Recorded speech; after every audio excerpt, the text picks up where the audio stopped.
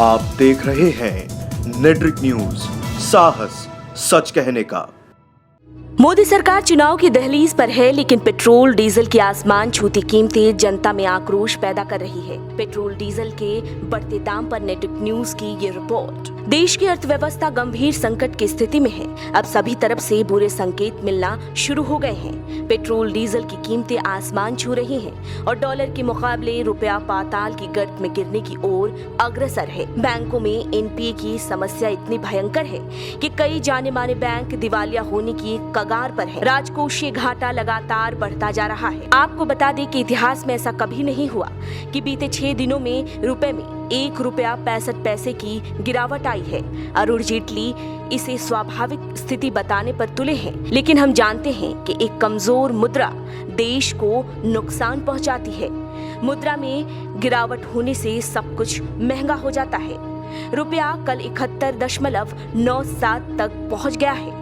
ये भविष्य के लिए बुरा सपना जैसा है। एसबीआई की शोध रिपोर्ट इकोरैप में कहा गया कि रुपया अभी और गिरेगा, क्योंकि रिजर्व बैंक फिलहाल विदेशी विनिमय बाजार में हस्तक्षेप नहीं करने की नीति अपनाएगा।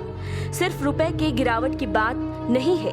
भारत वर्तमान में निर्यात से अधिक आयात कर रहा है, जो स्थिति को और बदतर बना रहा है, जिससे व्यापार घाटा खतरनाक स्तर पर है।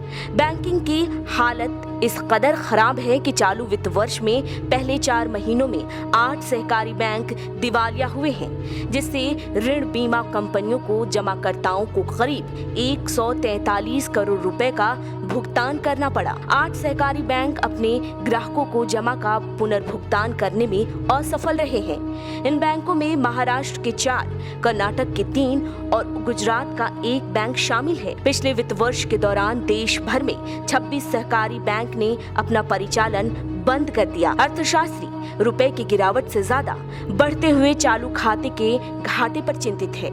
मौजूदा वित्त वर्ष में चालू खाता घाटा सकल घरेलू उत्पाद के 2.7% तक पहुंच सकता है।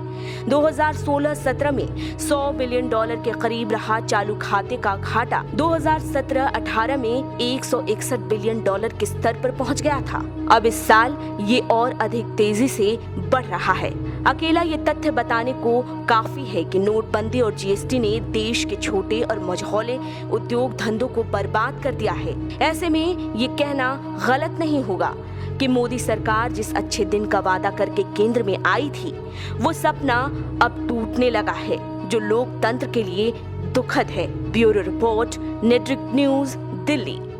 हमारे साथ जुड़े रहने के लिए हमारे YouTube चैनल को सब्सक्राइब करें, साथ ही बेल आइकन को दबाएं। नेट्रिक न्यूज की खबरें सबसे पहले देखने के लिए।